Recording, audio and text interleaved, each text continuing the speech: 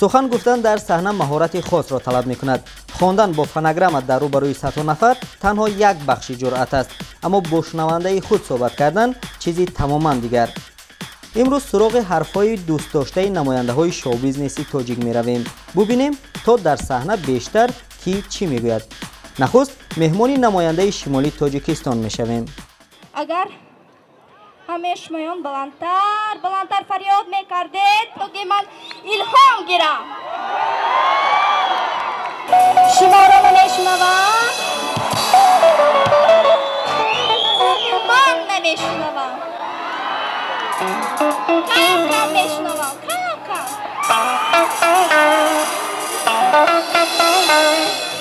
یگیتای تاجیک،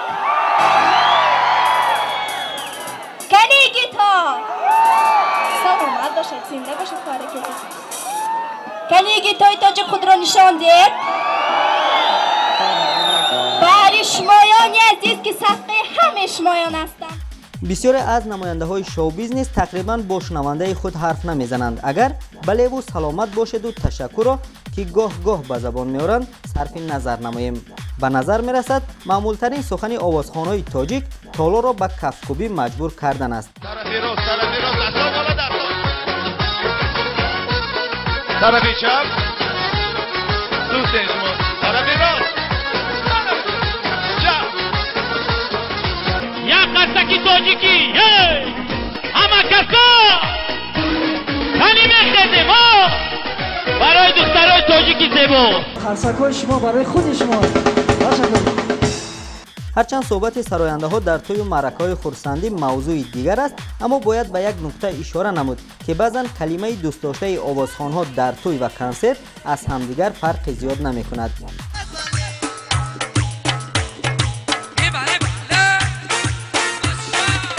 تو را از وجودا میبینم این شب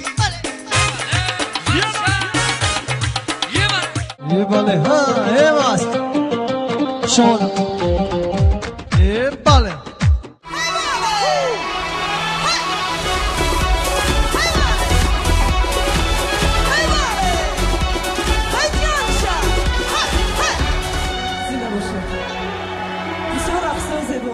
من امروز خیلی خرسندم که در اینجا با شما، با مخلصان من، با دل و جان من با شما حضور دارم. مرحمت سرودای من برای همه شما. بعضی از سراینده ها کلمه، عباره یا جمله را به زبان میارند که دیرگاه در خاطر مخلصان نقش میبندد. تشکر، مبارک شود باز یک بار دیگر. باز رولی او خونه میریم چند قیمه فراد میگزمد. زنده باشید، مانده نشدید. بابا خانم یک بار با آوازی بلند بعد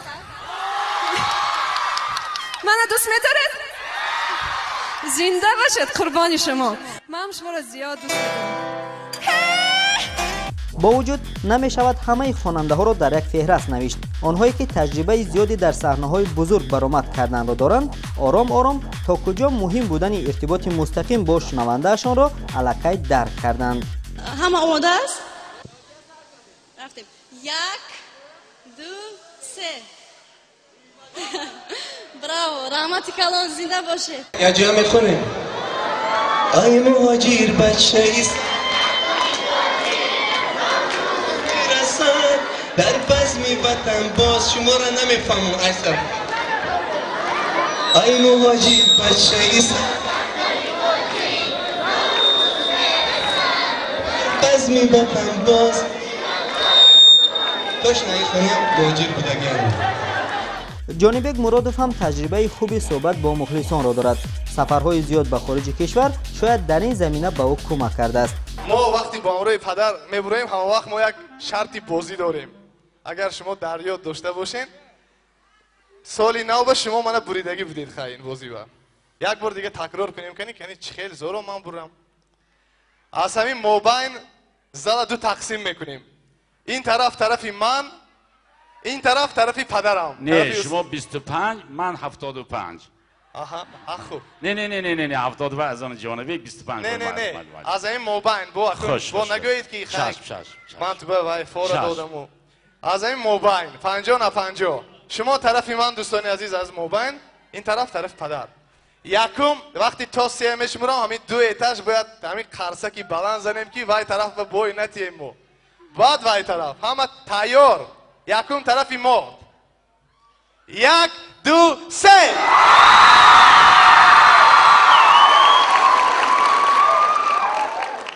اکنون طرفی ما ها 3 2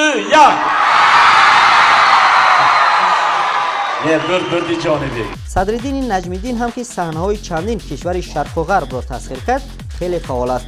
او از جمله کمترین سراینده‌های پاپ تاجیک است که در کاخ بوربت بزرگترین تالار کنسرتی کشور کنسرت زنده داده است. نه نه نه تو نگو نمیشه نشد نه نه نه تو نگو نمیشه نه من از تو جدا نمیشه نشد. یک بار دیگه شما یک جای خوندن یاد گیری آخی 1 2 3 نه نه نه تو نگو نمیشه نه من از تو جدا نمیشه نه نه نه تو نگو نمیشه نه من از تو جدا نمیشه گپ نیست نره. و در پایان این بخش